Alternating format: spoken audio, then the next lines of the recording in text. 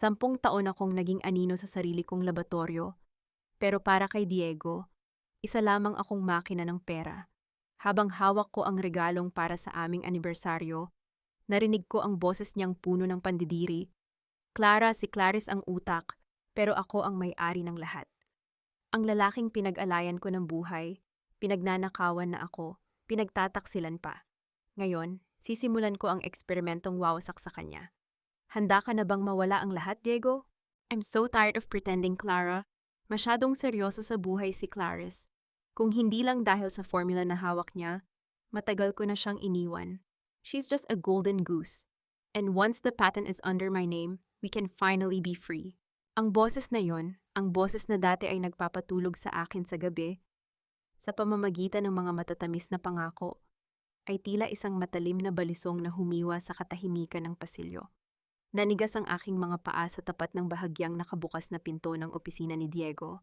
Ang hangin sa paligid ay biglang naging kasing lamig ng yelo, nanunuot sa aking balat hanggang sa kaibuturan ng aking mga buto. Sa aking mga kamay, maingat kong dala ang isang maliit na box ng bento cake. Pinagpuyatan ko itong i-bake kaninang madaling araw, kahit galing pa ako sa 12 oras na shift sa laboratorio.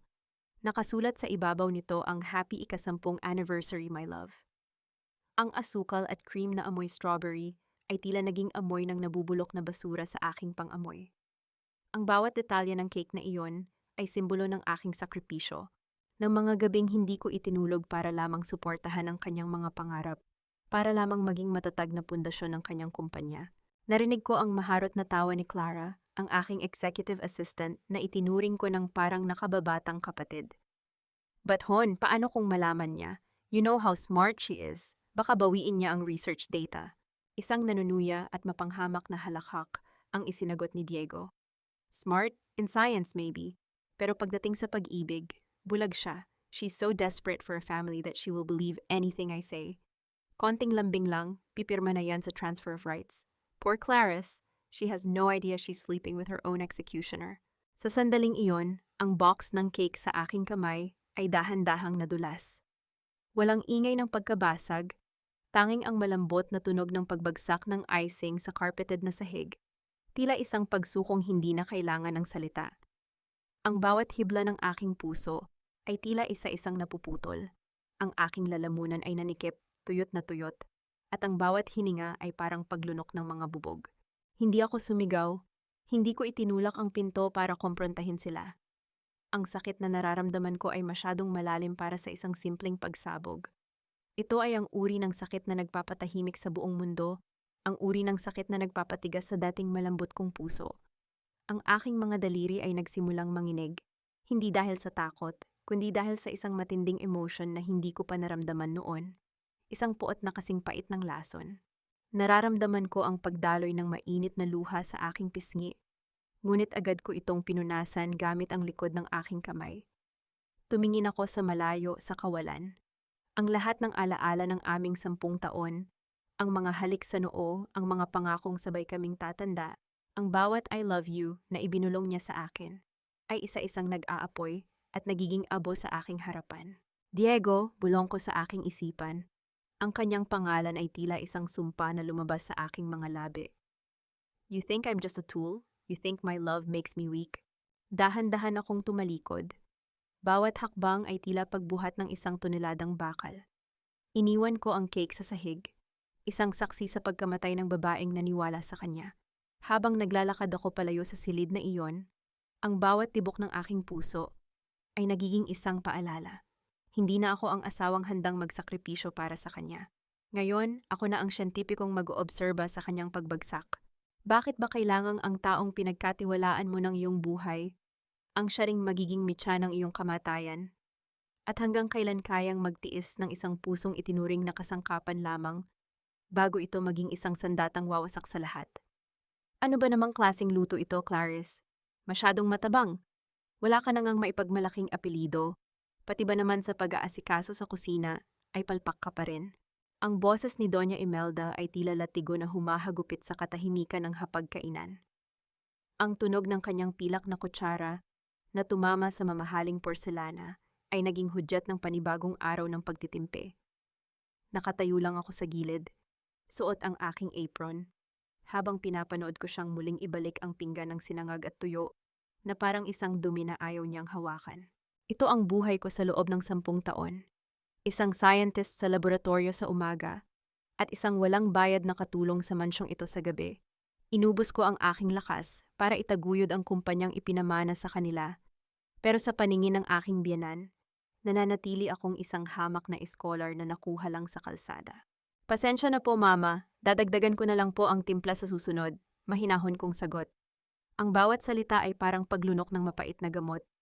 Gusto kong sumigaw. Gusto kong sabihin sa kanya na ang perang pambili ng porselanang iyan ay galing sa patent na ako ang gumawa. Pero nanatiling nakatikom ang aking bibig. Ang aking mga kuko ay bumaon sa aking mga palad, sapat na para makaramdam ng hapdi na magpapaalala sa akin na kailangan ko pang magtiis. Para sa plano. Eksaktong bumaba si Diego mula sa itaas. Maayos na maayos ang suot na suit at amoy mamahaling pabango, ang pabangong alam ko nang hindi para sa akin. Lumapit siya sa akin at mabilis na humalik sa aking pisngi.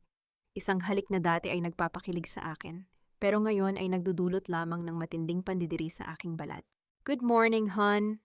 Mama, stop being too hard on Clarice. Stressed lang yan sa lab lately, sabi ni Diego sabay upo. Kinuha niya ang aking kamay at hinaplos ito ng malambot.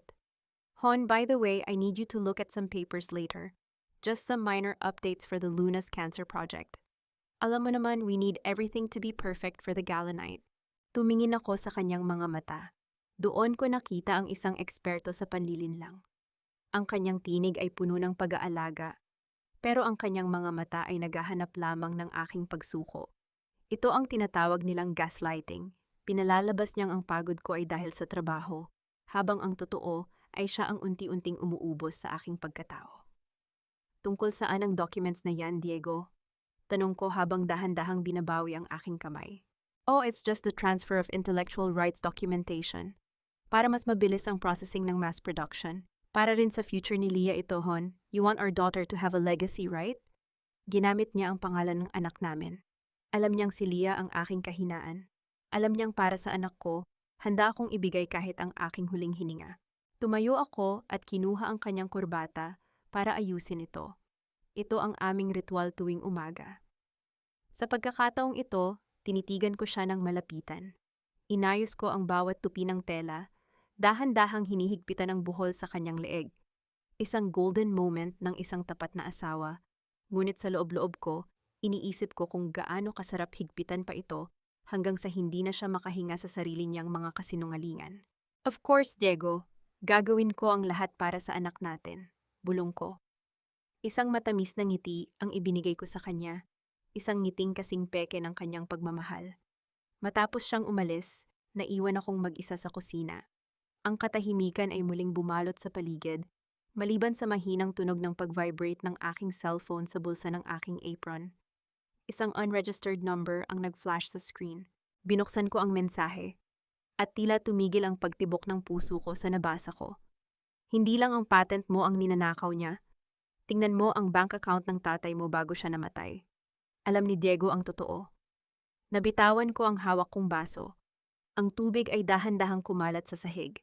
Tila isang luhang hindi na mapigilan. Sino ang taong ito? At ano pa ang hindi ko alam tungkol sa lalaking pinakasalan ko? Bakit sa likod ng bawat yakap ay tila may nakatagong patalim?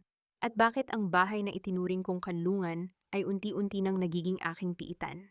Ang amoy ng lumang kahoy at namamatay na kandila sa loob ng simbahan ng Quiapo ay tila nagbibigay ng pansamantalang kaligtasan mula sa mundong puno ng kasinungalingan. Nakaupo ako sa pinakahuling hilera, nakayuko, at pilit na pinapakalma ang mabilis na tibok ng aking puso. Ang bawat anino sa pader ay tila nagiging mukha ni Diego na nanunuya sa akin. Hindi ka dapat nanginginig, doktora. Ang taong nagsasabi ng totoo ay hindi dapat yumuyuko. Isang baritono at malamig na boses ang bumasag sa katahimikan sa aking tabi. Hindi ko na kailangang lumingon para malaman kung sino siya. Ang presensya niya ay sapat na para mapuno ang espasyo, mabigat, autoritatibo at tila laging may kontrol. Si Kael Villanueva, ang lalaking itinuturing na mortal na kaaway ng mga Del Rosario sa mundo ng negosyo. Ikaw ba ang nag-text sa akin? Tanong ko, hindi inaalis ang tingin sa altar. Ang aking boses ay bahagyang pumiyok, Isang pagpapakita ng kahinaan na agad kong kinamuhian. I don't like playing games, Clarice. But I hate seeing genius being wasted on a man who doesn't even know how to value a woman. Sagot ni Kael. Dahan-dahan siyang lumingon sa akin. Ang kanyang mga mata ay kasing talim ng agila, tila binabasa ang bawat sugat na itinatago ko sa likod ng aking salamin. Diego is planning to file for a psychological incapacity case against you. He wants to prove that you are mentally unstable para makuha niya ang full custody ni Leah at ang lahat ng shares mo sa kumpanya bago ang gala night. Parang gumuho ang langit sa aking ulo. Psychological incapacity? Matapos ang lahat ng ginawa ko para sa kanya, balak niya akong palabasin na baliw? Ang aking mga kamay ay nagsimulang manginig ng hindi kontrolado. Ang galit na kanina ay apoy na maliit lang ay biglang naging isang dambuhalang sunog na lumalamon sa aking katinuan. Why are you telling me this, Kael? Anong kailangan mo sa akin? Hinarap ko siya, ang aking mga mata ay basa na ng luha ng puot. Gusto mo rin ba ang formula ko? Is that it? Are you just another Diego? Sandaling natahimik si Kael. Sa halip na sumagot agad, kinuha niya ang isang malinis na panyo mula sa kanyang bulsa at iniabot ito sa akin. Hindi siya tumingin sa aking mga mata. Isang tahimik na paraan ng pagbibigay ng espasyo sa aking pighati. Ito ang golden moment na hindi ko inasahan. Isang estranghero ang nagbibigay ng kalinga na dapat ay nakukuha ko sa aking asawa. I want justice, Clarice. Diego destroyed my father's reputation years ago using the same dirty tactics he's using on you now. I don't need your formula for money. I want to see him lose everything he stole. All I need is for you to be brave. Tulungan mo akong protektahan ang intellectual property mo at sisiguraduhin kong sa gabi ng gala, ang tanging maririnig ni Diego ay ang tunog ng sarili niyang pagbagsak. Tiningnan ko ang panyong hawak ko. Puti, malinis at walang bahid. Kabaligtaran ng aking buhay sa kasalukuyan. Sa loob ng 10 taon, ako ang naging kalasag ni Diego. Ngayon, kailangan kong maging kanyang espada. Ano ang kailangan kong gawin? Bulong ko, ang aking desisyon ay kasing tigas na ng semento. Magpanggap ka, be the submissive wife he expects you to be. But behind the scenes, we will reroute the data server.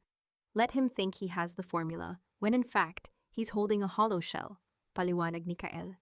Tumayo siya at bago umalis, ay nag-iwan siya ng isang huling babala. Remember, Doktora, in a world of wolves, you have to be the one who knows where the trap is. Palabas na ako ng simbahan, bitbit ang bigat ng aming alyansa, nang mapansin ko ang isang itim na sasakyang nakaparada sa kabilang kalsada. Ang bintana ay dahan-dahang bumaba, at doon ko nakita ang nanlilisik na mga mata ni Clara. Hawak niya ang kanyang cellphone at tila may kinuhanan ng larawan. Ang kanyang mapanuksong ngiti ay tila nagsasabing nahanap na niya ang alas na gagamitin niya laban sa akin. Naramdaman ko ang panunuyot ng aking lalamunan. Kung malalaman ni Diego na nakipagkita ako kay Kael, mawawala ang lahat bago pa man magsimula ang aking paghihiganti. Paano ko mapoprotektahan ang aking anak kung ang bawat hakbang ko ay binabantayan na ng kalaban? At kaya ko bang itaya ang aking huling baraha sa isang lalaking hindi ko palubos na kilala? Diego, tingnan mo ito. Akala mo ba ikaw lang ang may itinatago? Ang akala mong santita na asawa mo nakikipag-date sa mortal mong kaaway. Ang boses ni Clara ay parang isang matinis na tunog ng biolin na pilit binabasag ang katahimikan ng opisina ni Diego. Inihagis niya ang kanyang cellphone sa ibabaw ng mesa. Sa screen, malinaw ang larawan namin ni Kael Villanueva sa labas ng simbahan. Isang tagpong puno ng tensyon na madaling bigyan ng mali siya ng sino mang titingin. Nasa labas ako ng pinto, bitbit ang isang tray ng mainit na tsaa para kay Diego. Nanatiling nakadikit ang aking pandinig sa kahoy na pinto, habang ang aking dibdib ay tila isang tambol na mabilis ang pagpalo. Nararamdaman ko ang panlalamig ng aking mga daliri sa hawakan ng tray. Ang bawat salita ni Clara ay tila isang lason na dahan-dahang kumakalat sa hangin. What is she doing with Kel? Ramdam ko ang panginginig ng boses ni Diego, isang halo ng gulat at nag-aapoy na galit. Villanueva has been trying to sabotage our merger for months, at ang asawa ko pa ang kasabwat niya? I told you, Diego, masyadong matalino si Clarice para hindi makahalata. Baka ginagamit na niya si Kael para baliktarin tayo, susol ni Clara. Naririnig ko ang paglapit ng kanyang mga hakbang kay Diego ang maharot na tunog ng kanyang mga takong sa sahig na tila tinatataka ng aking kamatayan. Kailangan na nating kumilos, baka bukas, wala na sa atin ang patent. Huminga ako ng malalim at pilit na pinakalma ang aking sarili. Itinulak ko ang pinto gamit ang aking siko, suot ang aking pinaka-inosenteng mukha. Ang pagpasok ko ay tila isang biglang paghinto ng isang masamang panaginip. Hon, bakit ang ingay dito? Heto ang tsaa mo, mahinahon kong sabi. Ipinatong ko ang tray sa mesa, tila walang nakitang kakaiba sa kanilang dalawa na magkadikit ang distansya. Agad na binawi ni Diego ang kanyang cellphone at tumayo. Ang kanyang mukha ay biglang nagbago, mula sa galit, naging isang huwad na pag-aalala. Ito ang sining ng pagmamanipula na kabisadong-kabisado niya. Clarice, hon, are you okay? Bakit ka nandoon sa Quiapo kanina? At bakit kasama mo si Villanueva? Ang kanyang boses ay malumanay, tila isang ama na kinakausap ang isang anak na nagkamali. Lumapit siya sa akin at hinawakan ang aking mga balikat. Nag-aalala ako, Hon. Lately parang hindi ka na sarili mo. Masyado ka na bang napapagod sa laboratorio? Baka nagkakaroon ka na ng mga hallucinations? Nararamdaman ko ang pagbaliktad ng aking sikmura, gaslighting. Pinalalabas niyang ako ang may problema sa isip para hindi mapansin ang sarili niyang kataksilan. Sa gilid, nakita ko ang mapanuyang ngiti ni Clara, tila nanonood ng isang pelikulang alam na niya ang wakas. Nanalangin lang ako, Diego. At si Kael? Nagkataon lang na nandoon siya. Hindi ko alam na bawal na palang huminga sa parehong hangin na nilalanghap ng kaaway mo, sagot ko. Tumingin ako ng diretso sa kanyang mga mata. Hindi kumukurap. Bakit? May dapat ba akong ikatakot? Sumingit si Doña Imelda na tila isang anino mula sa pinto.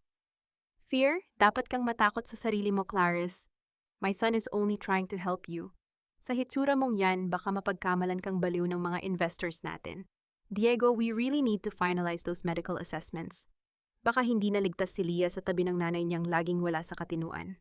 Ang banggit sa pangalan ni Leah ay tila isang golden moment ng sakit na gumising sa bawat hibla ng aking pagkatao. Tiningnan ko ang aking mga kamay, ang mga kamay na nakatuklas ng gamot na magliligtas sa libu-libong tao, pero ngayon ay itinuturing na panganib sa sarili kong anak.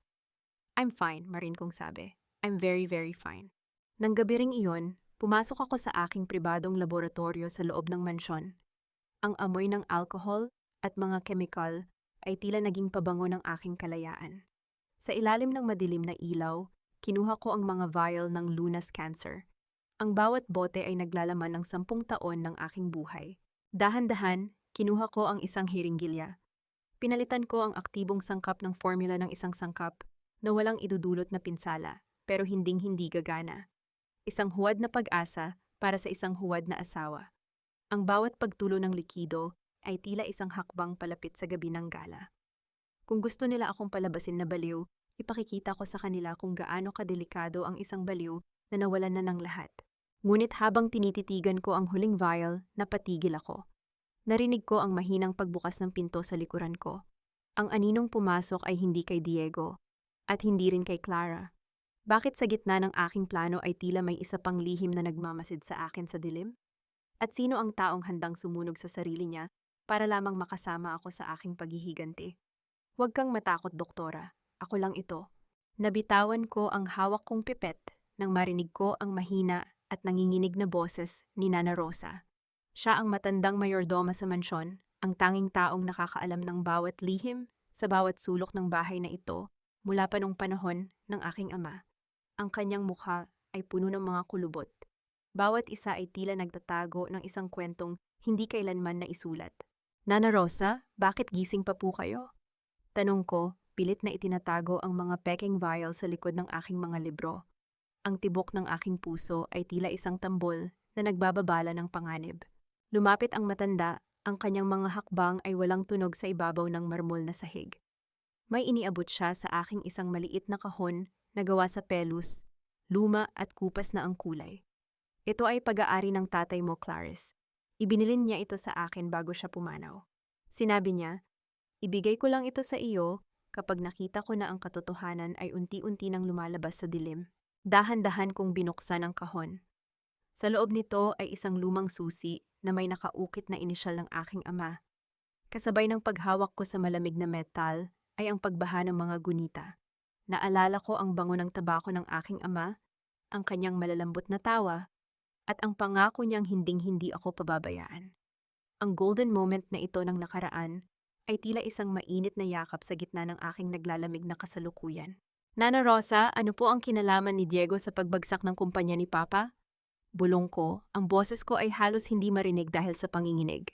Yumuko ang matanda, ang kanyang mga mata ay naging malungkot. Noong gabi bago ang aksidente ng tatay mo, nakita ko si Diego sa opisina niya. May kinukuha siyang mga dokumento. Akala ko ay para sa trabaho dahil pinagkakatiwalaan siya ng ama mo. Pero nang mamatay ang tatay mo, biglang napunta kay Diego ang lahat ng kontrol. Hindi aksidente ang lahat, anak. Isang masusing plano iyon para makuha ka at ang talino mo. Ang bawat salita ni Nana Rosa ay tila isang patalim na bumabaon sa aking dibdib.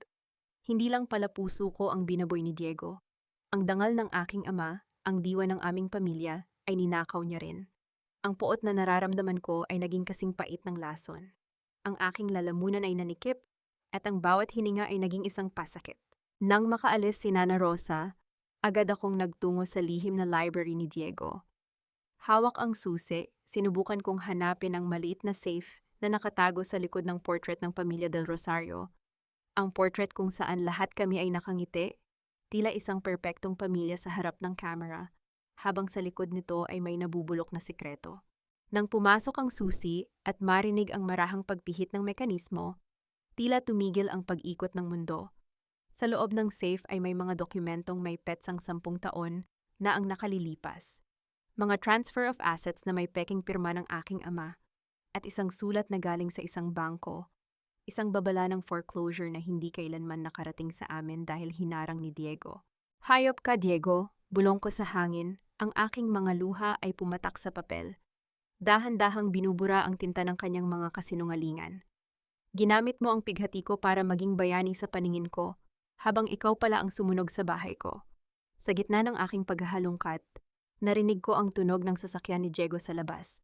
Ang bawat pagpalo ng pinto ng sasakyan ay tila isang hudyat ng paparating na bagyo. Mabilis kong ibinalik ang lahat sa safe at isinara ang portrait. Ngunit nang papalabas na ako ng library, nakita ko ang isang bagay sa sahig na nagpalamig sa aking buong pagkatao. Ang aking sariling earring, ang kabiyak ng suot ko, ay nalaglag sa harap mismo ng safe. Narinig ko ang mga hakbang ni Diego sa pasilyo, papalapit sa library. Ang bawat yabag niya ay tila isang hatol ng kamatayan. Paano ko maipaliliwanag ang presensya ko rito kung mahuhuli niya ako? At sapat ba ang puot ko para harapin ang demonyong itinuring kong anghel sa loob ng isang dekada? Anong ginagawa mo rito, Clarice? At bakit madilim sa loob ng library ko? Ang boses ni Diego ay kasing talim ng isang kidlat na tumapos sa katahimikan ng gabi. Ang liwanag mula sa hallway ay tumama sa kalahati ng kanyang mukha. Dahilan upang magmukha siyang isang estranghero, isang anino ng lalaking pinakasalan ko 10 taon na ang nakalilipas. Mabilis kong itinago ang aking nanginginig na mga kamay sa likod ng aking gown. Ang aking earring ay naroon pa rin sa sahig. Isang maliit na piraso ng ginto na maaring maging mitya ng aking katapusan. Ang bawat tibok ng aking puso ay tila isang pagsabog sa aking pandinig. Ang tuyot kong lalamunan ay hirap lumunok ng sariling laway. Naghahanap lang ako ng libro, Diego. Hindi kasi ako makatulog. Mahinahon kong sagot. Pilit kong pinatatag ang aking boses, kahit ang totoo ay gusto ko nang sumigaw sa galit dahil sa mga dokumentong hawak ko kanina. Dahan-dahan kong itinapak ang aking paa sa tapat ng nahulog na hikaw. Tinatabunan ito ng laylayan ng aking mahabang damit. Masyado kasing maingay ang isip ko. Lumapit si Diego. Ang bawat yabag ng kanyang sapatos sa sahig ay tila isang banta. Books? Or baka naman kung ano-ano na namang imahinasyon ang hinahanap mo? You look pale, hon. Sabi ko naman sa'yo, kailangan mo nang magpahinga. Your mind is playing tricks on you again. Inilapit niya ang kanyang mukha sa akin, sapat na para maamoy ko ang hinalong amoy ng alak at ang pamilyar na pabango ni Clara. Ang haplos ng kanyang daliri sa aking pisngi ay tila paggapang ng isang uod sa aking balat. Isang matinding pandidiri ang kumulo sa aking sikmura, ngunit nanatili akong nakatayo ng tuwid. Isang huwad na pag-aalala ang nakaguhit sa kanyang mga mata. Isang sining ng panlilinlang na siya lamang ang nakakaalam. Salamat sa pag-aalala, Diego. Siguro nga, kailangan ko lang ng pahinga, bulong ko.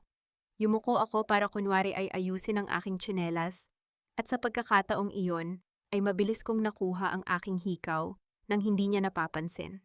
Matapos ang tensyon sa library, dinala ako ni Diego sa aming kwarto.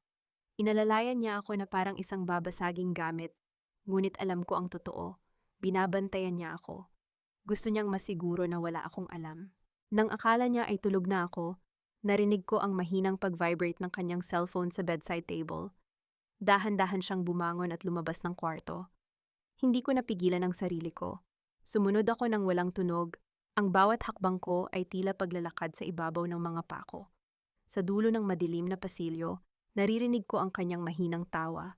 Ang tawang iyon, ang tawang dati ay para sa akin lang. Yes, baby, don't worry. She's sleeping now. Masyado na siyang mahina. Controllable na si Clarice. Bulong ni Diego sa kabilang linya. I have the papers ready. Once she signs the final patent transfer tomorrow, we can celebrate. I'll pick you up early. I love you, Clara. Ang I love you na iyon ay tila isang lason na dahan-dahang pumatay sa huling piraso ng pag-ibig na itinatago ko para sa kanya.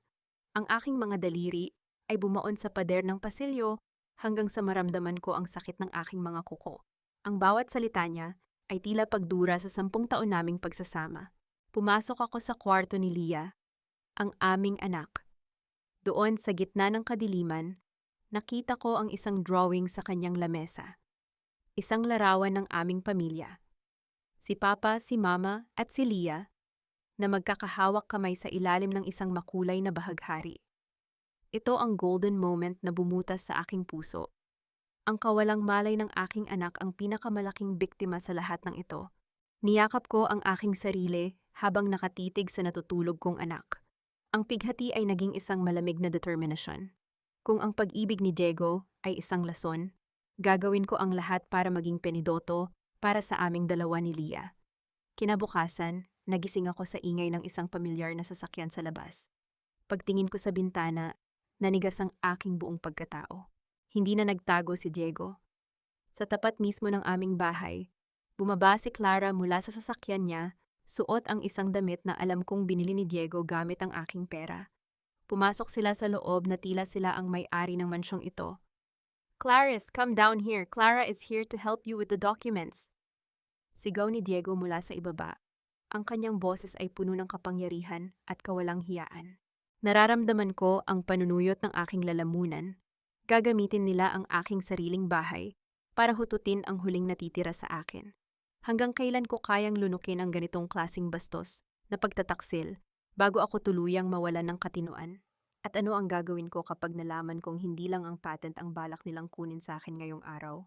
Ang hangin sa loob ng aming sala ay tila naging kasing pait ng lason. Nakaupo si Clara sa paborito kong sofa, krus ang mga binti at humihigop ng kape na tila siya ang reyna ng bahay na ito. Sa tabi niya, nakatayo si Diego, ang kanyang mga kamay ay nakapamulsa habang ang kanyang mukha ay walang bakas ng hiya. Hon, bilisan na natin ito. Clara has a lot of things to do at the office. Kailangan lang naming masigurado na maayos ang lahat ng files para sa launching ng Luna's Cancer, sabi ni Diego. Inilapag niya ang isang makapal na folder sa harap ko. Ang bawat pahina nito ay tila isang hatol na magtatanggal sa akin ng lahat ng pinaghirapan ko. Tiningnan ko ang folder, pagkatapos ay tumingin ako kay Clara. Ang kanyang mga mata ay nanunukso, tila sinasabing, akin na ang lalaki mo at akin na rin ang talino mo. Bakit kailangang dito sa bahay natin gawin ito, Diego? At bakit kasama ang assistant mo? Tanong ko. Ang bawat salita ay kasing lamig ng yelo. Because I say so, Clarice.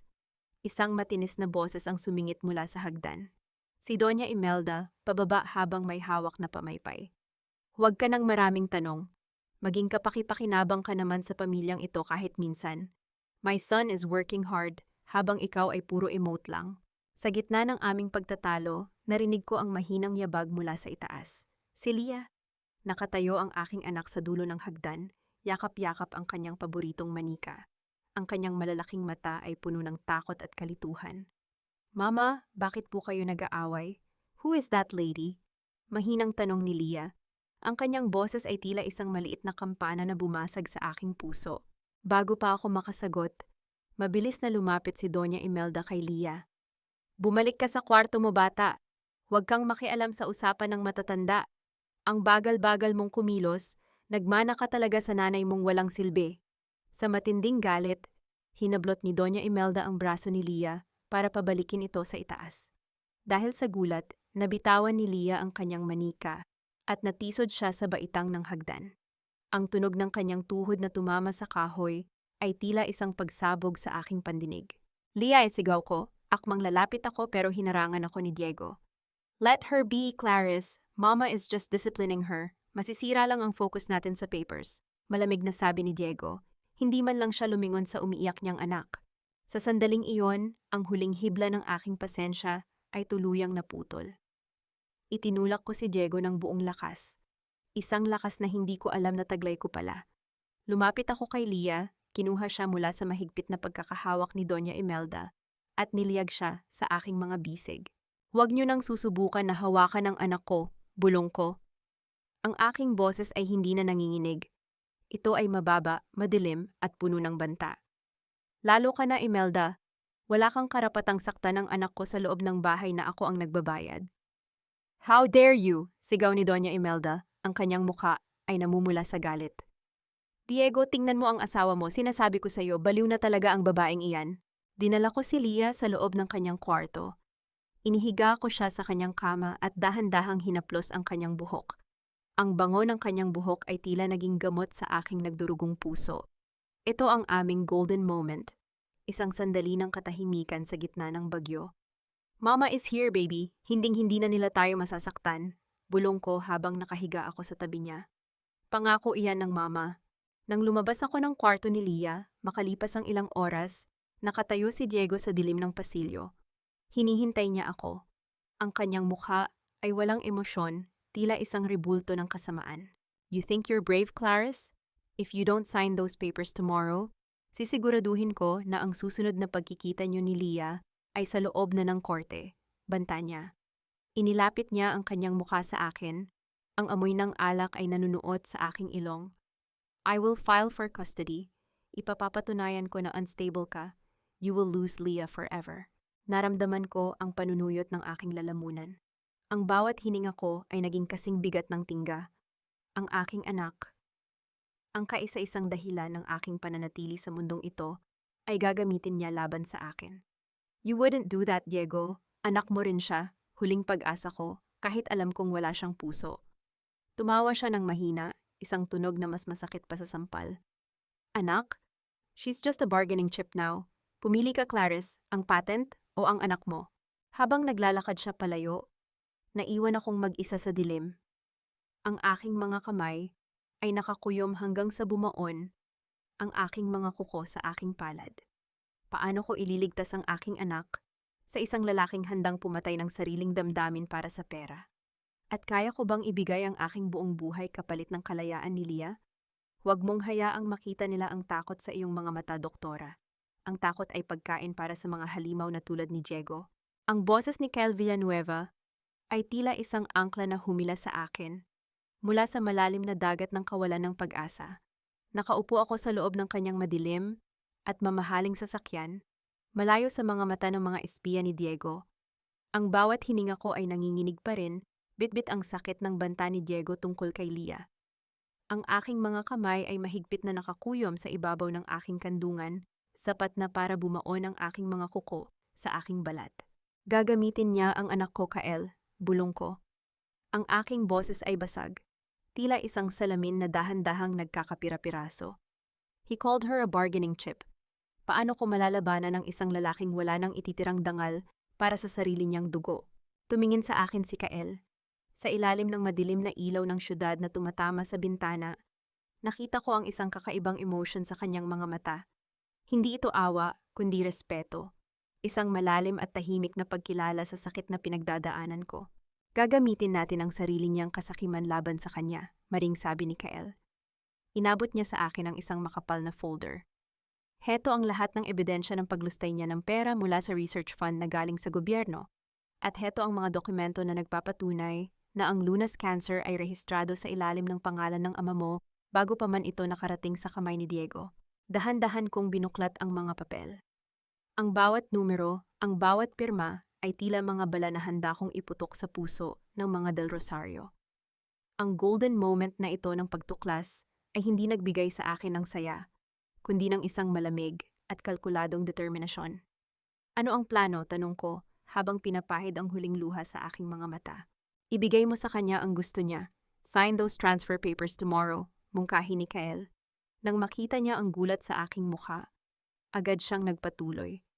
Pero ang pipirmahan mo ay isang huwad na kontrata. My legal team already prepared a dummy document that looks exactly like the original. At ang formula na ibibigay mo, siguraduhin mong hindi iyon gagana sa huling phase ng testing. Isang mapait na ngiti ang sumilay sa aking mga labi. Nagawa ko na yon kanina. Ang bawat vial sa laboratorio ay wala ng aktibong sangkap. Tubig at asukal na lang ang natira sa pangarap ni Diego. Tumango si Kael, isang pagkilala sa aking bilis ng pagkilos. Good, now we prepare for the gala night. Doon natin siya ihaharap sa buong mundo. Doon natin siya tatalupan sa harap ng mga taong pinaglalaruan niya. Bago ako bumaba ng sasakyan, hinawakan ni Kael ang aking braso. Hindi ito isang hawak na may mali siya, kundi isang pangako ng proteksyon. Clarice, pagkatapos nito, kailangan mong maging handa. Once we drop the bomb, walang balikan ito. Are you sure you're ready to see him burn?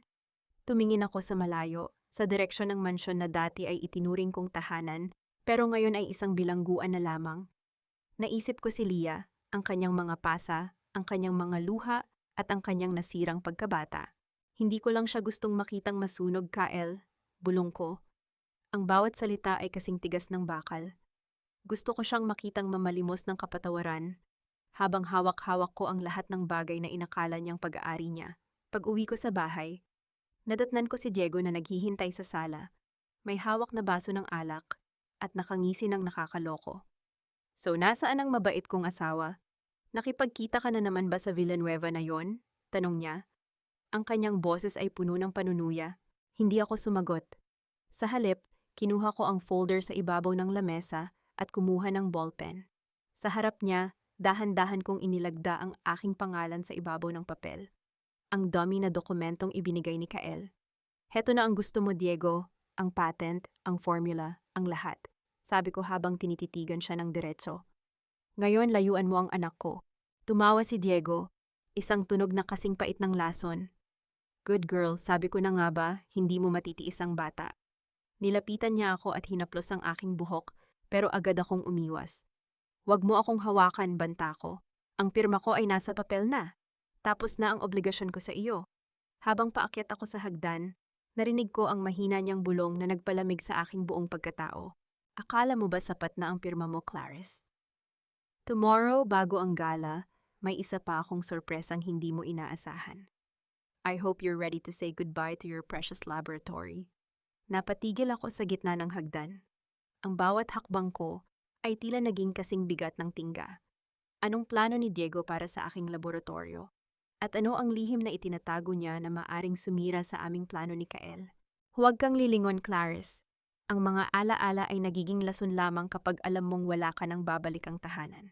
Ito ang bulong ko sa aking sarili habang pinapanood ko ang mga tauhan ni Diego na isa-isang inilalabas ang aking mga kagamitan mula sa aking laboratorio.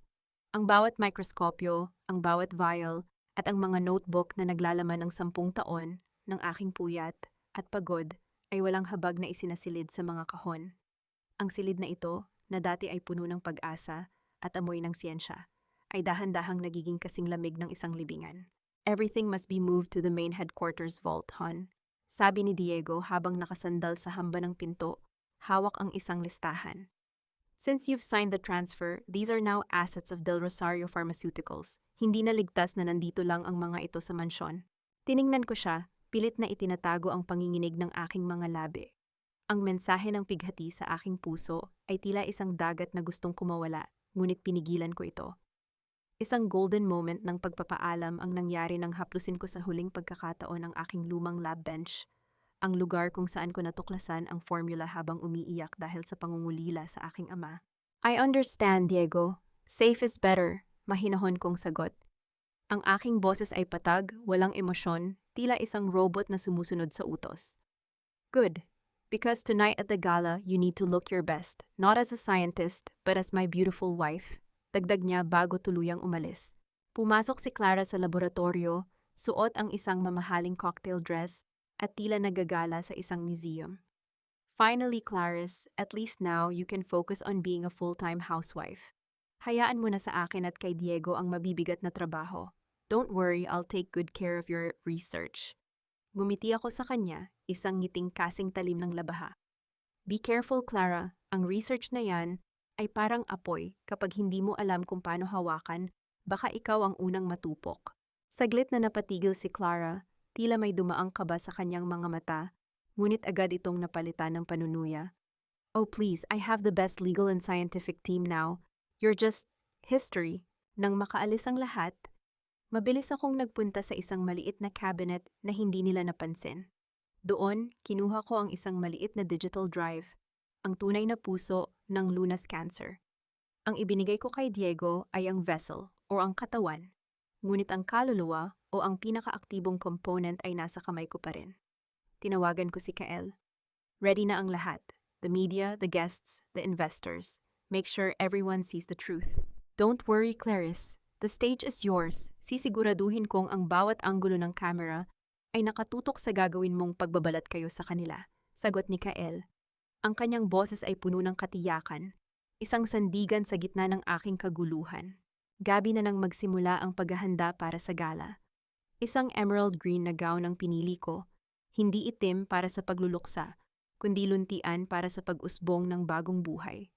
Habang tinititigan ko ang aking sarili sa salamin, hindi ko na makita ang mahinang babae na umiiyak sa library.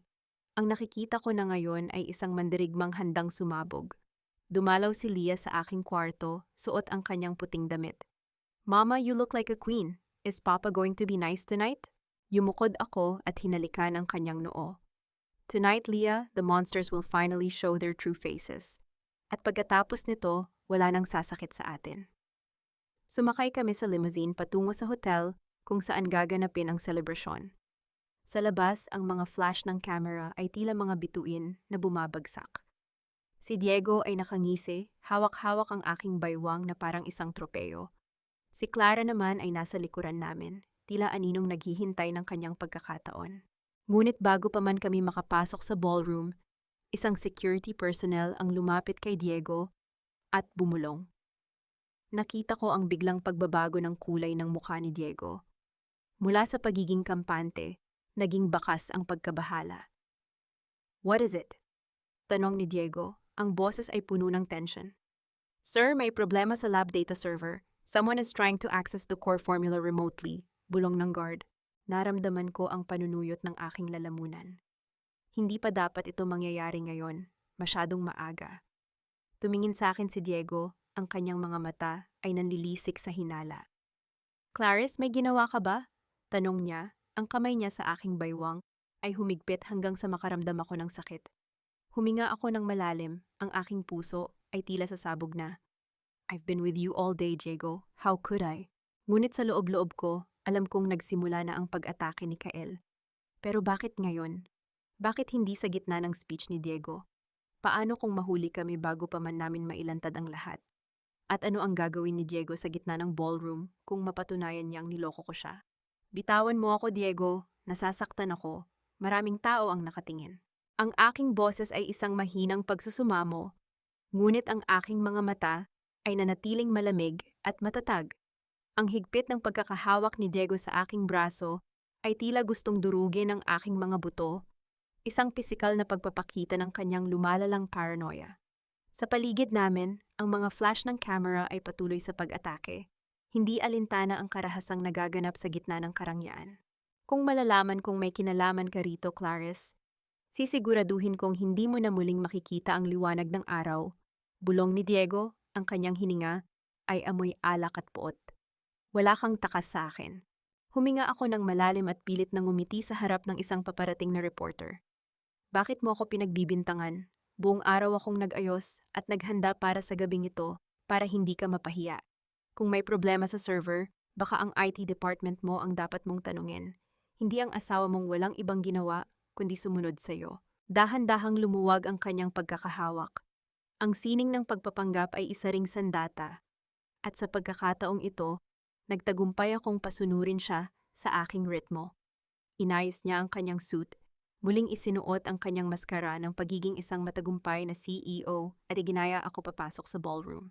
Ang loob ng hotel ay tila isang kabaong na ginto, nagniningning, marangya, ngunit amoy kamatayan. Ang dambuhalang mga chandelier ay nagbibigay ng liwanag na tila humuhusga sa bawat taong naroroon. Sa bawat sulok, naririnig ang kalansing ng mga baso ng wine at ang plastic na tawanan ng mga elite ng Manila. Nakita ko si Kael Villanueva sa malayo. Nakatayo siya malapit sa bar, hawak ang isang baso ng whiskey. Ang aming mga mata ay nagtagpo sa isang saglit, isang tahimik na kumpirmasyon na ang lahat ay ayon sa plano. Ang server alert kanina ay isang pain lamang para guluhin ang isip ni Diego, isang paraan para mas lalo siyang maging agresibo at magkamali sa kanyang mga susunod na galaw. Ladies and gentlemen, may we welcome the power couple of the pharmaceutical industry, Dr. Clarice and Mr. Diego Del Rosario. Anunsyo ng MC. Naglakad kami patungo sa gitnang lamesa. Si Clara ay naroon na, nakaupo sa tabi ng upuan ni Diego, tila siya ang tunay na may bahay. Ang kanyang suot na pulang damit ay tila isang bukas na sugat sa gitna ng kapulungan. Ang kanyang mga mata ay nagniningning sa tagumpay. Hindi alam na ang upuang tinitirhan niya ay gawa lamang sa buhangin. Nagsimula ang programa. Isa-isang nagsalita ang mga board members, pinupuri ang henyo ni Diego. Ang bawat papuri sa kanya ay tila isang sampal sa aking mukha. Dahil alam ko ang bawat patak ng pawis na ibinuhos ko para sa bawat salitang binibitawan nila. Ito ang golden moment ng aking pagtitiis. Habang nakaupo ako sa tabi ng lalaking nagnakaw ng aking buhay, dahan-dahan kong kinuha ang maliit na remote control na nakatago sa loob ng aking purse. Ito ang susi sa lahat. Ito ang magbubukas ng tabing ng katotohanan. Tumayo si Diego para sa kanyang keynote speech. Nagpalakpakan ang mga tao. Naglakad siya patungo sa podium ng may kapalaluan, tila isang hari na sasakop sa buong mundo.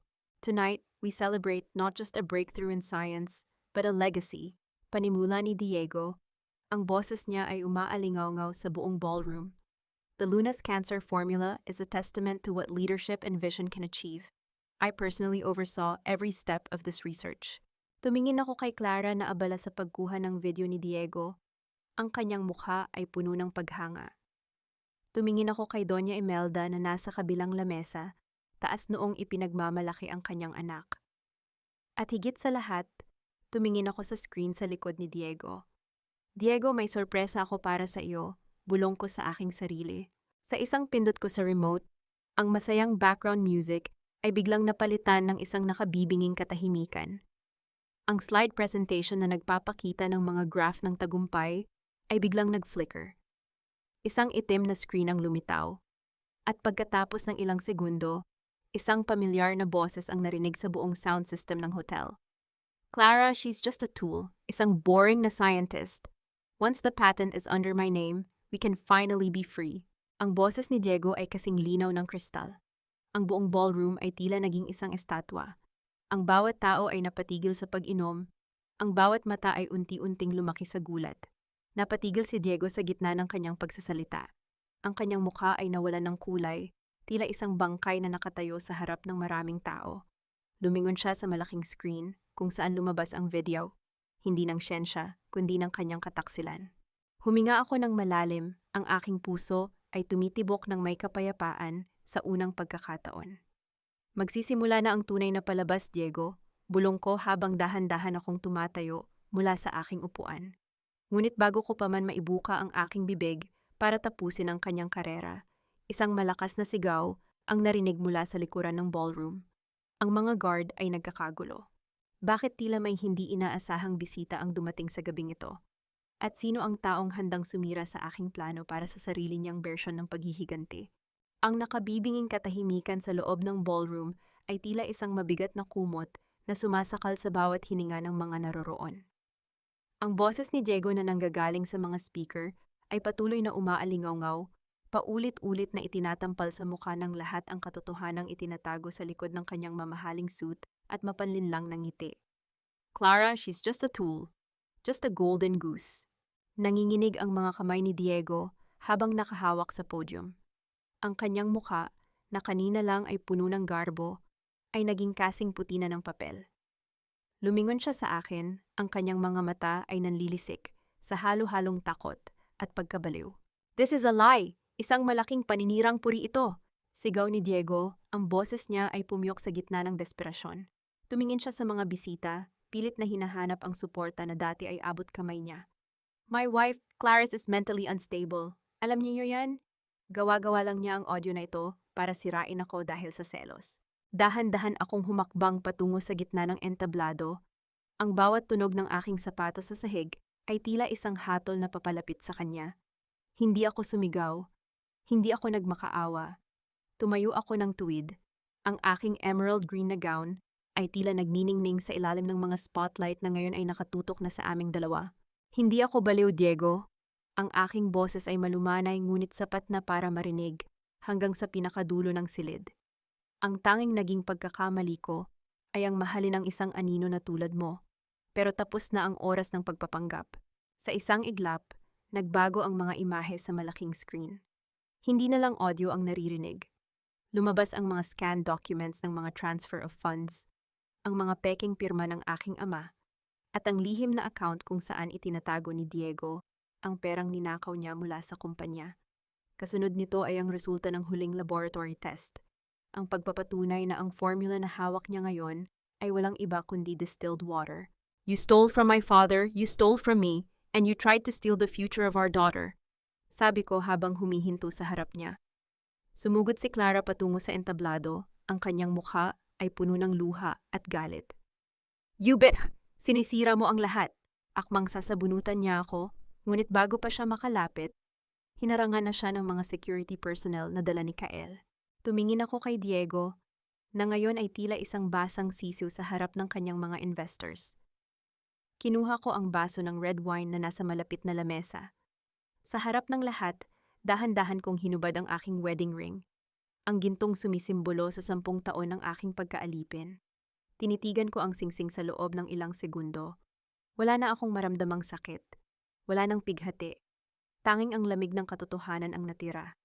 Ito ang aking golden moment, ang sandali ng aking ganap na paglaya. Dahan-dahan kong binitawan ang singsing sa loob ng baso ng wine. Ang marahang tunog ng metal na tumama sa ilalim ng baso ay tila naging hudyat ng katapusan. "Inumin mo ang lason mo, Diego. Magkasama kayo ni Clara sa impyernong binuo nyo." Eksaktong bumukas ang malaking pinto ng ballroom. Pumasok ang isang grupo ng mga lalaking nakabarong at may mga tsapa. Ang National Bureau of Investigation. Ang unexpected guest na kinatakutan ni Diego kanina ay ang hustisyang matagal ko nang inihanda. "Mr. Diego del Rosario, you are under arrest for corporate fraud, embezzlement, and falsification of public documents." Maring pahayag ng opisyal. Ang kaninang marangyang gala ay naging eksena ng kaguluhan. Ang mga flash ng camera na kanina ay para sa tagumpay ni Diego. Ngayon ay para na sa kanyang kahihiyan.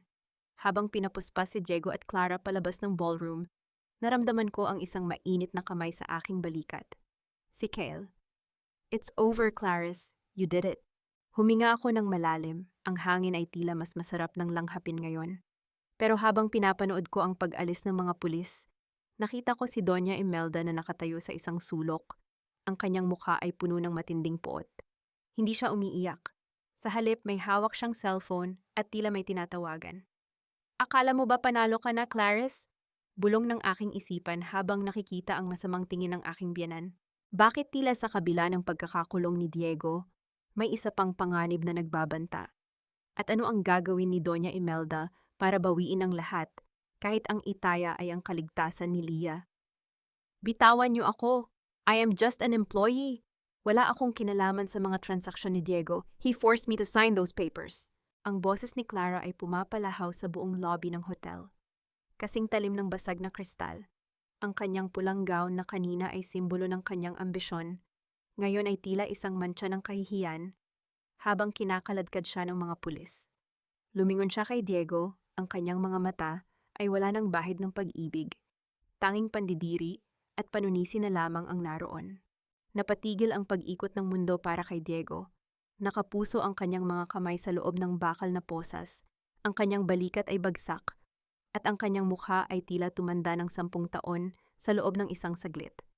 Tumingin siya kay Clara, ang babaeng pinagpalit niya sa kanyang pamilya, at doon niya natikman ang pinakamapait na lason, ang pagtataksil ng kapwa niya taksil. Clara, you are leaving me now? Nanginginig na tanong ni Diego. Ang kanyang boses ay halos hindi marinig, isang mahinang bulong ng isang taong nawalan na ng lahat. Don't look at me, Diego. You're a loser. Isang talunan na kinalimutan na pati ang sariling asawa para sa pera. Sigaw ni Clara bago siya tuluyang isinakay sa loob ng mobile ng pulis. Pinanood ko ang bawat segundo ng kanilang pagbagsak mula sa itaas ng hagdanan. Ang injustice engine sa loob ko ay tila huminahon na, napalitan ng isang malamig na kapayapaan. Ito ang hustisya na hindi ko kailangang dumanak ng dugo. Isang hustisyang hinubad ang lahat ng kanilang maskara hanggang sa wala nang matira, kundi ang kanilang sariling kabulukan. Clarice, anak, makinig ka sa akin. Isang pamilyar na boses ang bumasag sa aking pag-iisip. Si Doña Imelda, nagmamadali siyang lumapit sa akin. Ang kanyang mamahaling pamaypay ay nanginginig sa kanyang kamay. Ang dating mapagmataas na byuda ay tila naging isang pulubing nagmamakaawa para sa kanyang buhay. You have to stop this. Si Diego ay anak ko, ang kaisa-isang tagapagmana ng mga Del Rosario. Isipin mo si Lia, gusto mo bang lumaking may amang kriminal? Sabi ni Doña Imelda. Ang kanyang boses ay puno ng huwad na pag-aalala. Tinitigan ko siya ng diretso sa kanyang mga mata. Isipin si Lia? Imelda, naisip niyo ba si Lia nang saktan niyo siya sa hagdan? Naisip niyo ba ang apo niyo nang kampihan niyo ang kataksilan ng anak niyo? I was just protecting the family name, sagot niya. Pilit pa ring ibinabalik ang kanyang dignidad na wala na naman talaga. Ang pamilyang Del Rosario ay matagal nang mabulok, Imelda. At ngayong gabi, tuluyan na itong gumuho, mariin kong sabi. Inilabas ko ang isang susi mula sa aking purse. By the way, bago ko malimutan, ang mansyon, it is already under my name. Ang lahat ng utang ni Diego sa kumpanya ng tatay ko ay sapat na para bawiin ang bawat sentimo ng bahay na tinitirhan niyo. You have 24 hours to pack your things and leave. Nalaglag ang pamaypay ni Doña Imelda sa sahig.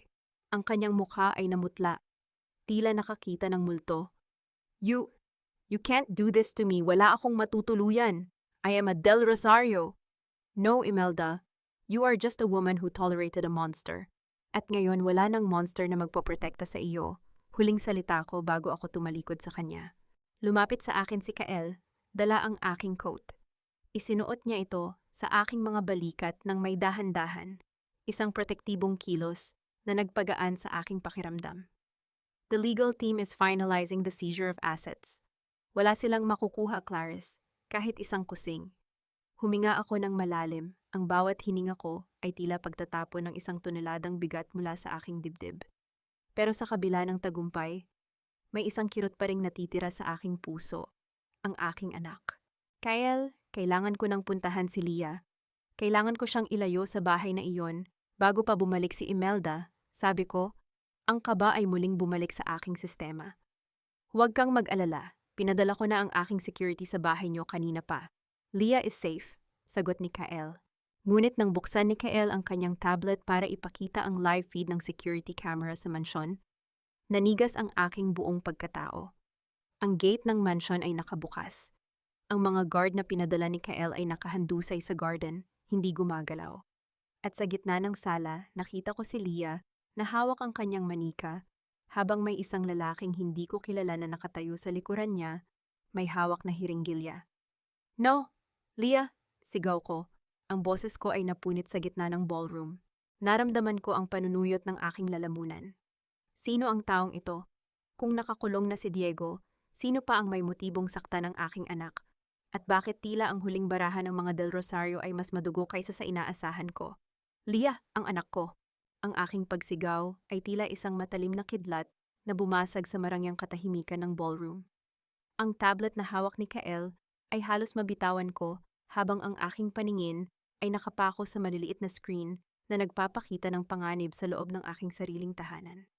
Ang bawat hibla ng aking pagkatao ay nanginginig sa takot. Isang takot na hindi maikukumpara sa anumang pambabastos na ginawa ni Diego sa akin. Clarice, makinig ka. Relax. My team is 5 minutes away. Maring sabi ni Kael habang hinahawakan ang aking mga balikat. Ang kanyang boses ay kalmado, pero nakikita ko ang pag-igting ng kanyang panga. 5 minutes? 5 minutes is an eternity kapag ang anak ko ang nakataya, Kael. Halos hindi ako makahinga. Ang bawat segundong lumilipas ay tila isang patalim na dahan-dahang bumaon sa aking dibdib. Hindi na ako nag-isip. Hubad ang aking mga sapatos. Tumakbo ako palabas ng hotel. Wala akong pakialam sa mga reporters na humahabol. Wala akong pakialam sa aking emerald gown na sumasayad sa kalsada. Ang tanging nasa isip ko ay ang mukha ni Leah. Ang kanyang mga matang puno ng kawalang malay na ngayon ay nakatitig sa isang halimaw. Sa loob ng sasakyan ni Kael, ang bawat hininga ko ay naging isang dalangin. Panginoon, huwag ang anak ko. Kunin niyo na ang lahat, huwag lang si Leah. Ang aking mga daliri ay bumaon sa leather na upuan. Ang aking mga kuko ay tila gustong bumasag sa tigas nito. Ang ironclad cause-effect chain ay malinaw sa aking isipan. Ang kasakiman ni Diego ang nagdala sa amin dito at ang aking paghihiganti ang naging mitsa. Ngunit bakit ang anak ko ang kailangang magbayad? Nang makarating kami sa mansyon, ang katahimikan sa labas ay nakabibingi. Walang ilaw, tanging ang maputlang liwanag ng buwan ang tumatama sa mga guard na nakahandusay sa damuhan. Pilit akong pinigilan ng mga tauhan ni Kael, pero ang maternal instinct ko ay mas malakas kaysa sa anumang lohika. Leah, dahan-dahan kong itinulak ang pinto ng sala. Ang amoy ng gamot, isang pamilyar na chemical mula sa aking sariling laboratorio, ay nanunuot sa aking ilong. Doon sa gitna ng kadiliman, nakita ko si Ruben, ang pinsan ni Diego, na matagal nang nagsisilbing fixer ng pamilya del Rosario. Hawak niya ang isang hiringgilya sa tapat ng leeg ni Leah. Ang aking anak ay umiiyak ng walang tunog. Ang kanyang maliliit na balikat ay nanginginig sa bawat hikbi. "Huwag kang lalapit, Clarice!" sigaw ni Ruben. Ang kanyang mga mata ay nanlilisik sa desperasyon.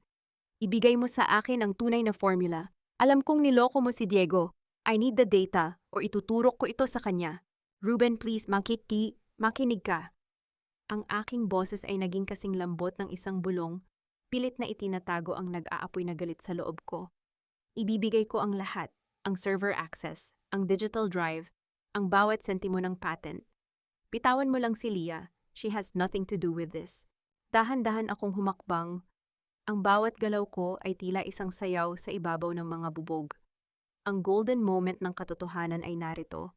Ang lahat ng yaman sa mundo, ang lahat ng tagumpay sa siyensya, ay walang saysay kung mawawala ang pintig ng puso ng aking anak. Nandito ang drive, Ruben. Heto o.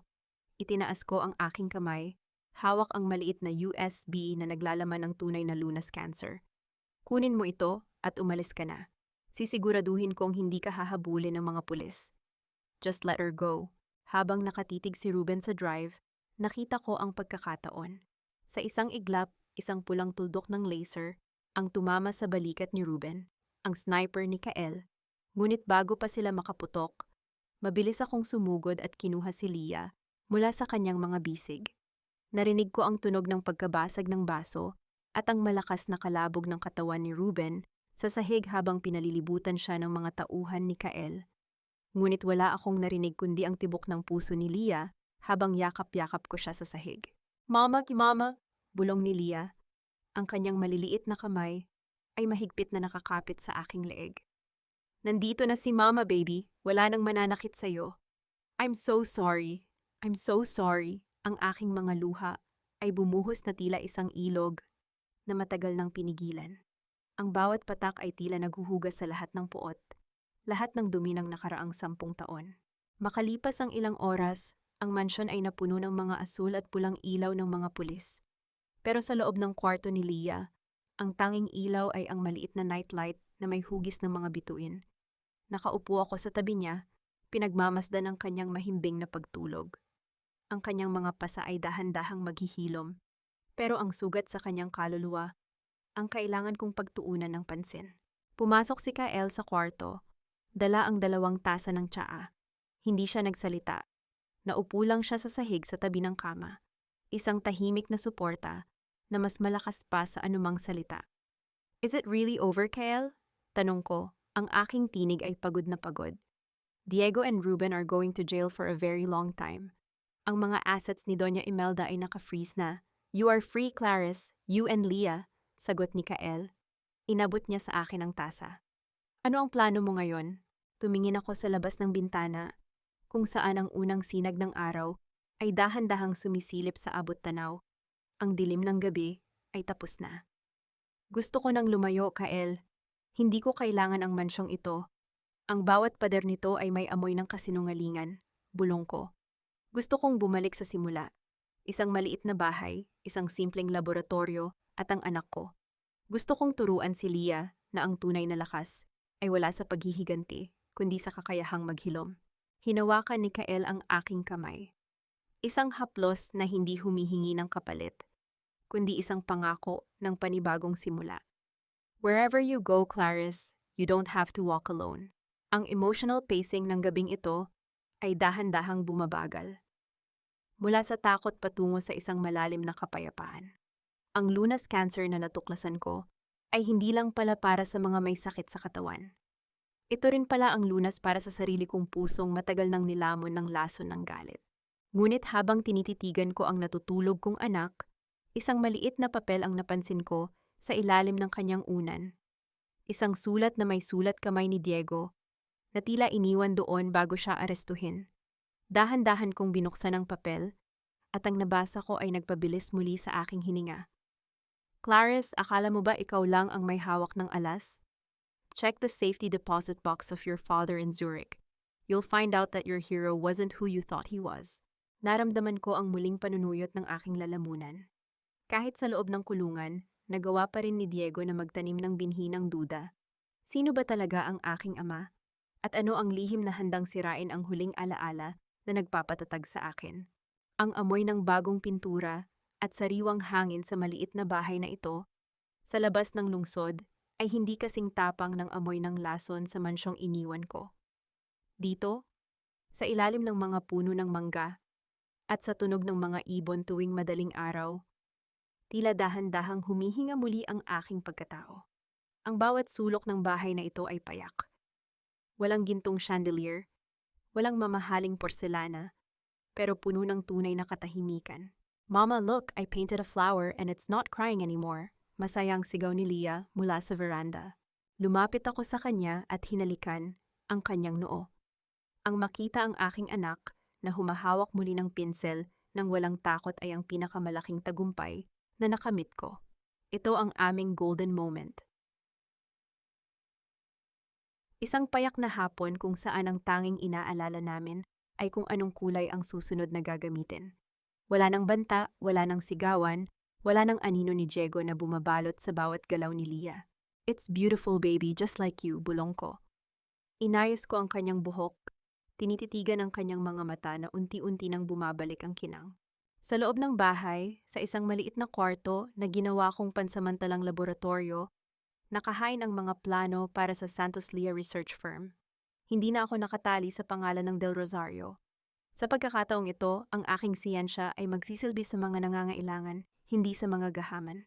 Isang independent na kumpanya kung saan ang bawat formula ay may kaluluwa at ang bawat pasyente ay may pag-asa. Dumating si Kael Villanueva isang hapon. Bitbit ang mga legal na dokumento para sa paglulunsad ng aking kumpanya. Nakatayo lang siya sa tapat ng pinto, tila nahihiyang pumasok sa aking munting mundo. Ang kanyang presensya ay nananatiling isang matibay na haligi sa gitna ng aking muling pagbangon. You look different, Clarice. Mas maaliwalas ang mukha mo ngayon, sabi ni Kael habang inilalapag ang mga papel sa lamesang gawa sa kawayan. Dahil wala na akong pasan-pasan na mundo, Kael. For the first time in 10 years, I am breathing for myself. Sagot ko habang ipinagluluto ko siya ng kape. Thank you for the help with the registration. I know you've done so much for me. I told you I am an ally, and maybe in time, more than that. Makahulugang sabi ni Kael, pero agad siyang bumalik sa seryosong tono. About the note Diego left. I did some background check on your father's accounts in Zurich. There is indeed a safety deposit box under his name. Pero Clarice, baka laro lang ito ni Diego para guluhin ka. Napatigil ako sa pagbuhos ng mainit na tubig.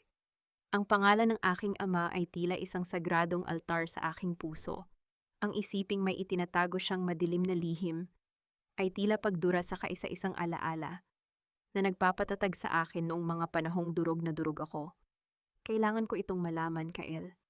Hindi ako pwedeng bumuo ng bagong buhay kung ang pundasyon ko ay nakatayo sa isang kasinungalingan. Mariin kong sabi. I need to go to Zurich. Kahit mag-isa lang ako. Hindi kita hahayaang mag-isa. Mabilis na sagot ni Kael. Hinawakan niya ang aking kamay sa ibabaw ng lamesa. Isang haplos na puno ng proteksyon at katapatan. We will find the truth together. Pero bago iyan, kailangan mo munang makita ang tagumpay ng kumpanya mo. The world is waiting for Dr. Clarice Santos, not the widow of a fraud. Lumipas ang mga buwan at naging matagumpay ang paglulunsad ng Santos Lea Research. Ang Lunas Cancer ay naging abot kaya sa mga mahihirap na pamilya. Isang sampal sa lahat ng naging plano ni Diego na gawin itong negosyong pang-elite lamang. Sa bawat pasyenteng gumagaling, nararamdaman ko ang paghilom ng sarili kong mga sugat. Ang puot ay naging serbisyo. Ang sakit ay naging pag-asa. Isang gabi, habang nag-aayos ako ng mga dokumento, isang tawag ang natanggap ko mula sa aking abogado. Ang boses niya ay puno ng pag-aalinlangan. Doktora, we received a notification from the Zurich Bank. The safety deposit box. Someone tried to access it using a secondary key. Isang taong nagpakilalang asawa ng yumaong Dr. Santos. Naramdaman ko ang panunuyot ng aking lalamunan. Ang aking ina ay matagal nang patay. Sino ang babaeng nagpapanggap na asawa ng aking ama? At bakit tila ang nakaraan ni Papa ay mas masalimuot pa kaysa sa akala ko? Tumingin ako sa litrato ng aking ama na nasa lamesa ko. Ang kanyang ngiti ay tila nagtatago na ngayon ng isang misteryong hindi ko kayang unawain. Bakit sa tuwing akala ko ay tapos na ang bagyo, palaging may bagong ulap na nagbabanta? At sino ang babaeng ito na handang buksan ang pintuan ng nakaraan na maaring sumira sa lahat ng aking binuo? Akala mo ba, Clarice, nahanap mo na ang lahat ng sagot? Ang totoo ay nagsisimula pa lang ang pagguho ng pedestal na kinatatayuan ng itinitingala mong ama. Ang boses ni Diego ay basag at tuyot, umaalingaw-ngaw sa loob ng malamig na bisita room ng piitan. Nakaupo siya sa likod ng makapal na salamin, suot ang kulay dalandan na uniforme ng mga bilanggo. Wala na ang kislap ng kanyang mga mamahaling alahas, wala na ang bango ng kanyang designer na pabango.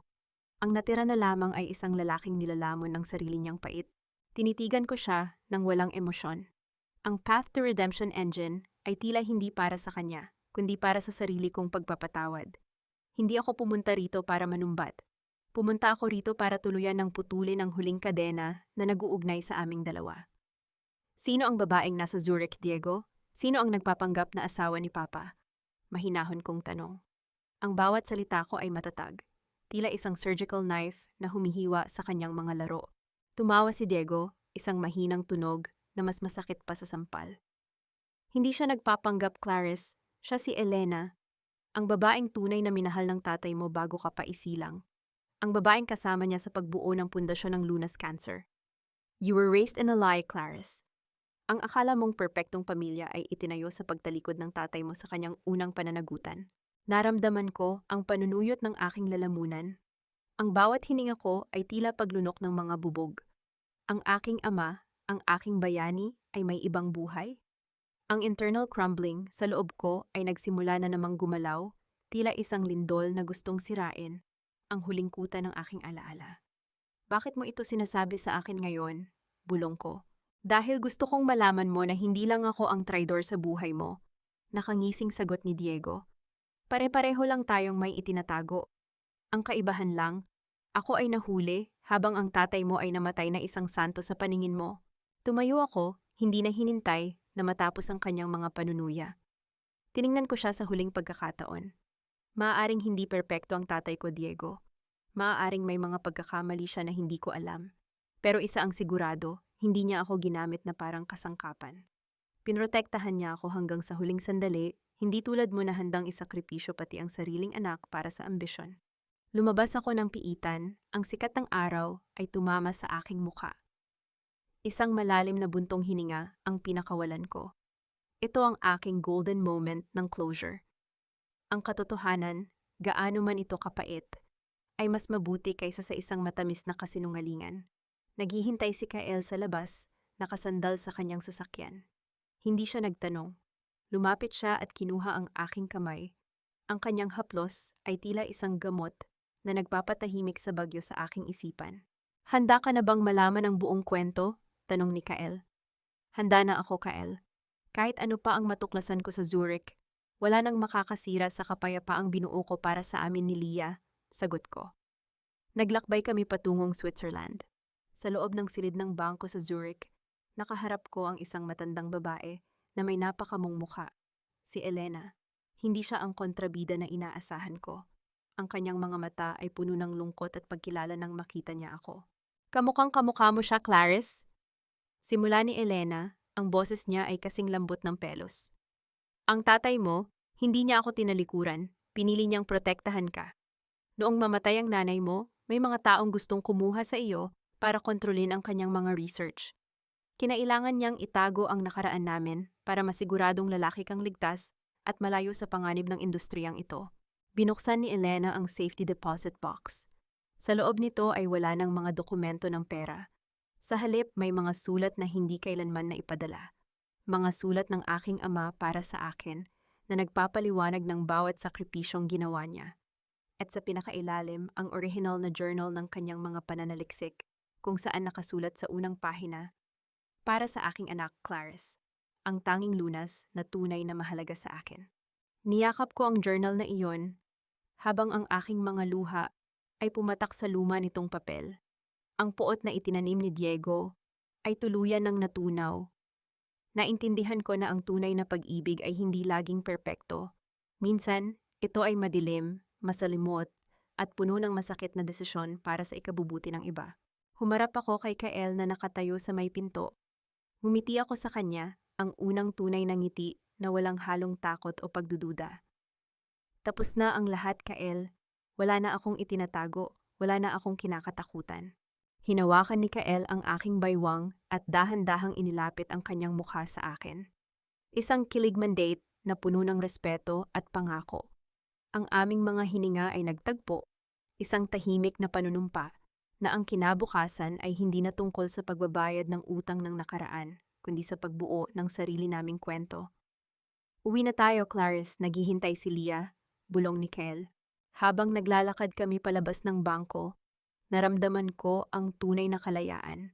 Ang lunas cancer ay matagumpay na, ang aking ama ay nabigyan na ng katarungan, at higit sa lahat, ang aking puso ay muling natutong magmahal ng walang alinlangan. Ngunit bago kami tuluyang makalayo, isang lalaking nakasuit ang lumapit sa amin at nag-abot ng isang itim na envelope. Dr. Santos, this is from the Global Medical Board. You are being nominated for the Nobel Prize in Medicine, but there is a condition. Napatigil ako, isang huling pagsubok, o isang bagong simula na hindi ko inaasahan? Ang dapit hapon sa dalampasigan ng Batangas ay tila isang painting na gawa sa ginto at lila. Ang mahinahong tunog ng mga alon na humahalik sa pampang ay nagsisilbing oyay sa aking pagod na kaluluwa. Wala na ang amoy ng mga chemical sa laboratorio. Wala na ang nakakasakal na hangin ng mansyong puno ng puot. Dito kasama ang bango ng dagat at ang halimuyak ng mga ligaw na bulaklak. Nahanap ko ang tunay na lunas na matagal ko nang hinahanap. Mama, look! Cal caught a big fish! Masayang sigaw ni Leah habang tumatakbo patungo sa akin. Si Leah ay 10 taong gulang na ngayon. Wala na ang takot sa kanyang mga mata. Wala na ang panginginig ng kanyang mga kamay. Ang kanyang tawa ay kasing linaw ng kristal. Isang tunog na nagpapatunay na ang mga sugat ng nakaraan ay dahan-dahan nang naghilom. Pinanood ko si Kael na buhat-buhat si Leah sa kanyang balikat. Ang kanilang mga anino ay mahaba at payapa sa ibabaw ng basang buhangin. Hindi lang fish ang nahuli ko, Leah. Pati ang pinakamagandang reyna sa buong mundo, nakuha ko rin. Biro ni Kael habang papalapit sa akin. Ipinatong niya ang kanyang kamay sa aking baywang, isang haplos na puno ng respeto at pagmamahal na hindi kailanman nagbago sa loob ng 3 taon. You're so cheesy, Kael. Baka maniwala si Leah sa mga hirit mo, nakangiti kong sagot.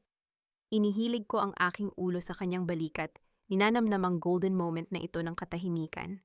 Ang Nobel Prize nomination na natanggap ko noon, tinanggihan ko ang kondisyon na kailangang ibenta ang data sa isang malaking global pharmaceutical conglomerate. Pinili kong manatiling malaya. Ang Santos Leah Research ay patuloy na nagbibigay ng pag-asa sa mga pamilyang walang kakayahan, at para sa akin, iyon ang tunay na parangal na hinding-hindi matatumbasan ng anumang gintong medalya. Sa loob-loob ko, nahanap ko na rin ang kapayapaan para kay Diego. Hindi dahil sa kinalimutan ko ang kanyang mga ginawa, kundi dahil pinili kong huwag nang bitbitin ang bigat ng galit. Si Diego ay nananatili sa loob ng piitan, nilalamon ang sarili niyang mga pagkakamali. Binisita ko siya noong nakaraang buwan, hindi para manumbat, kundi para sabihing pinapatawad ko na siya. Hindi para sa kanya, kundi para sa sarili kong kalayaan. Ang pagpapatawad ay hindi nangangahulugang pagbabalik ng tiwala, kundi ang pagbitaw sa laso na unti-unting pumapatay sa biktima. Naisip ko rin ang aking ama. Ang journal na iniwan niya ay naging gabay ko hindi lang sa siyensya, kundi sa buhay. Natutunan ko na ang bawat tao ay may mga lihim at ang pagmamahal ay minsan ay nangangailangan ng masakit na sakripisyo.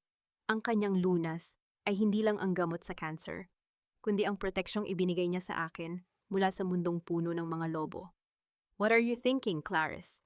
Bulong ni Kael habang pinagmamasdan namin ang huling sinag ng araw na lumulubog sa dagat. Thinking about how far we've come, sagot ko. Dati, akala ko ang buhay ko ay isang eksperimentong nabigo. Pero ngayon, alam ko na ang bawat pait ay kailangan para mabuo ang tamang formula ng kaligayahan. Hinawakan ni Kael ang aking kamay. Ang kanyang mga daliri ay mahigpit na nakasayad sa akin. The past is just a story we tell now, Clarice. The future is what we build together. Habang naglalakad kami pabalik sa aming maliit na bahay, naramdaman ko ang ganap na paghilom. Ang Santos Lea Research ay hindi lang isang kumpanya. Ito ay simbolo ng isang babaeng piniling bumangon mula sa abo ng pagtataksil. Ang bawat luhang pumatak noon ay naging mitya ng isang apoy na nagbigay ng init at liwanag sa ibang tao. Natutunan ko na ang pag-ibig ay hindi dapat maging isang kulungan. Ang tunay na pag-ibig ay nagpapalaya, nagpapalakas, at higit sa lahat, nagpapagaling. At sa piling ni Kael at ni Lea, nahanap ko na ang aking tahanan. Ang dapit hapon ay lumipas, at ang mga bituin ay nagsimulang magningning sa kalangitan. Sa bawat kislap nito, tila sinasabi ng universo na tapos na ang bagyo. Ang lason sa halik ng pagtataksil ay tuluyan na ngang naging pinidoto ng aking bagong buhay. Wala nang takot, wala nang alinlangan, tanging ang bango ng tagumpay at ang init ng tunay na pag-ibig ang natitira.